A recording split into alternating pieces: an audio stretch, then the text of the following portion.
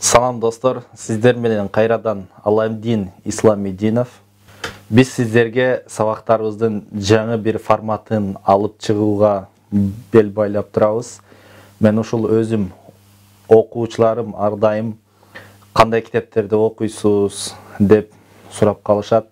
Өзүм окуган китептеримдеги ойлор менен, мени өзгөрткөн ойлор менен сиздер менен бөлүшүүнү туура көрүп турам.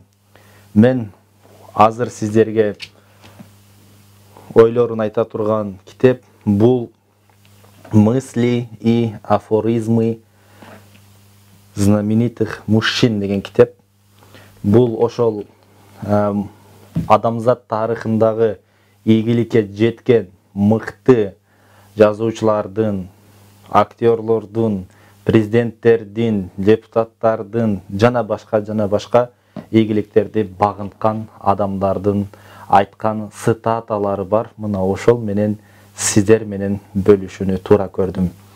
Азыр мен сиздерге негизи эле китепти кантип окуш керек десек, китепти окуганда мен ар дайым мага жаккан, мен кайра кийин окуй турган ойлорго ушундай стикерди жабыштырып коем. Ушундай кылып стикерди жабыштырып коем дагы, кийин кайра окуй турган болсом, мына ушул жерлерди кайра ачып окуй берем. Эми сиздер менен мен ушул стикерлерди ачып, ошол мага жаккан ойлор менен бөлүшөм. Урматтуу достор, бул китепте көбүнчө пайдалуу дагы, анан пайдасыз дагы нерселер бар. Бул китепти көбүнчө мен жанагындай Кыргыздын дүйнө таанымына терс келген дагы, батыштын айткан эмелери бар, батыштын айткан ойчулдарынын сөздөрү дагы бар, кыргыздын дүйнө таанымына тескери келген ойлор дагы бар, жана ошондой эле мусулманчылыкка туура келген дагы ойлор бар. Ошон үчүн бул китепти окуй турган болсоңуздар, анда абайлап окуңуздар, анткени Кудай Таала жөнүндө дагы өтө бир мындай мусулмандык ишенимге жатпаган ойлор дагы айтылган. Демек бул китепти окуганда ылгап окуш керек. Эми биринчи стикерди ача турган болсок, биринчи стикерди ачсак, мына Мухаммед Али дейт. Мухаммед Алини бардыгыңыздар билесиздер, адамзат тарыхындагы улуу мушкерлердин бири. Ал мындай дейт. Мага жаккан ой мындай болуп тур. Самый тяжелый бой мне пришлось выдержать с моей первой женой дейт.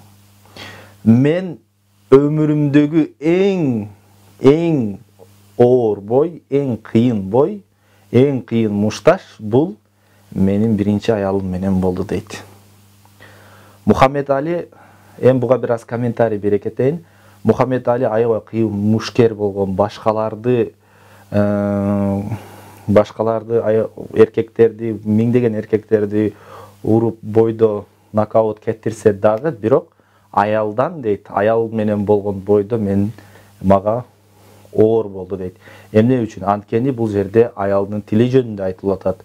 Аял көбүнчө тили у болгондуктан дагы, ошон үчүн дагы Мухаммед Алиге оор батканда аялы менен болгон бул чыныгы бой эмес, бирок айтыштарды, жана тартыштар, чындап эле бул үй бүлөлүүлөр билет, өтө жаман нерсе да, бул бойдон дагы жаман, мушташтан дагы жаман үй бүлөдө болгон чыр чатактар жана талашып тартышуулар, казан кагышуулар, мына бул өтө жаман деген маанини билдирет. Ошон үчүн да кыргыз элибиз айтат, бычак жарааты бүтөт, тил жарааты бүтпөйт дейт.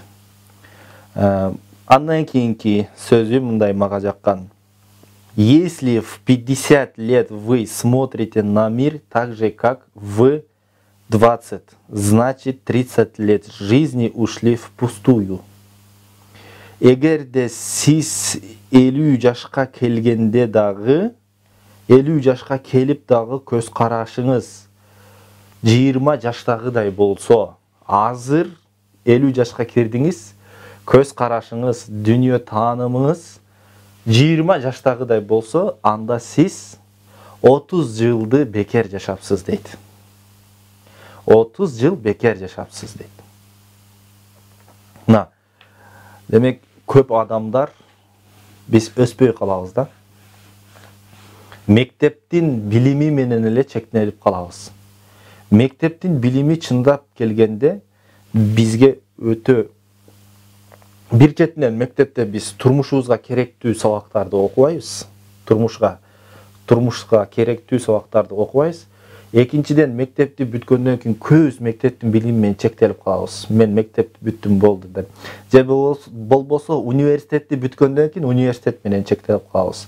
Мына ушул нерсе өтө жаман көрүнүш.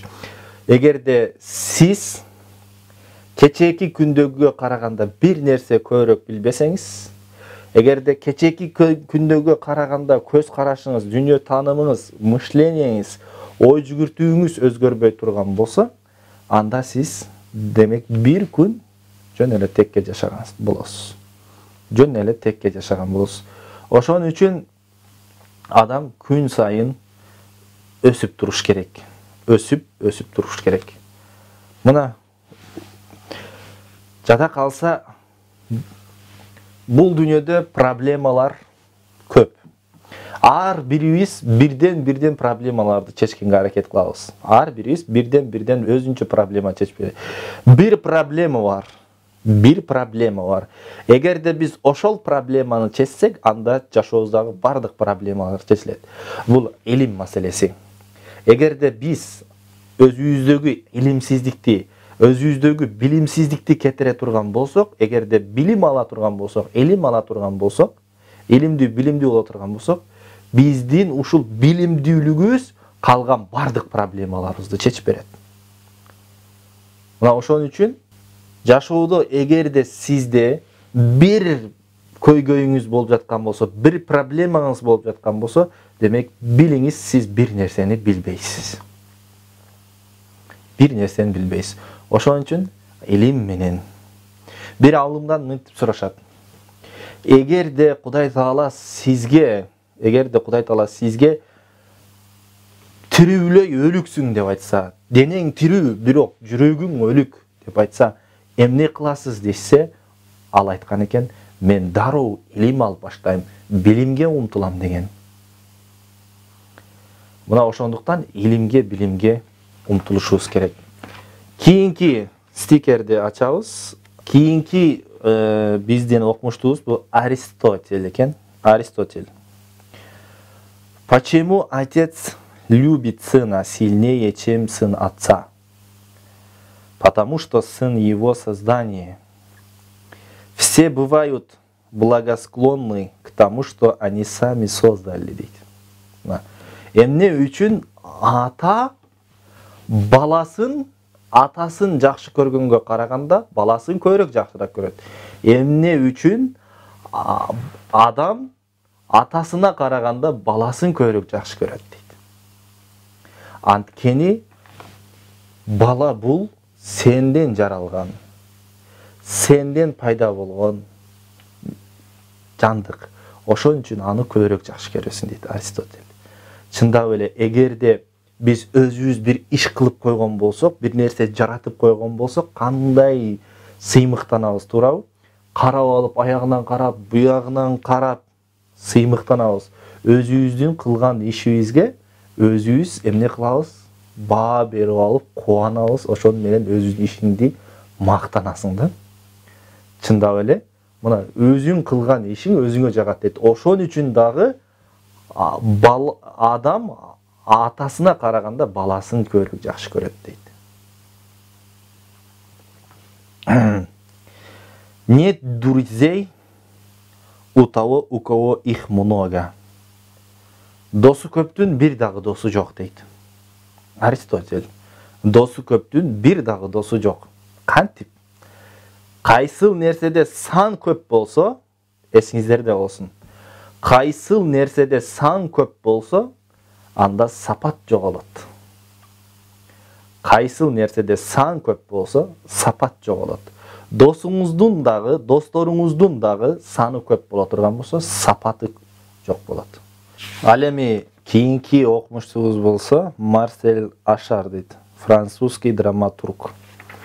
Мунун мага жаккан сөздөрүнөн бири бул мындай дейт: «Живешь только раз, и даже в этом нельзя быть уверенным».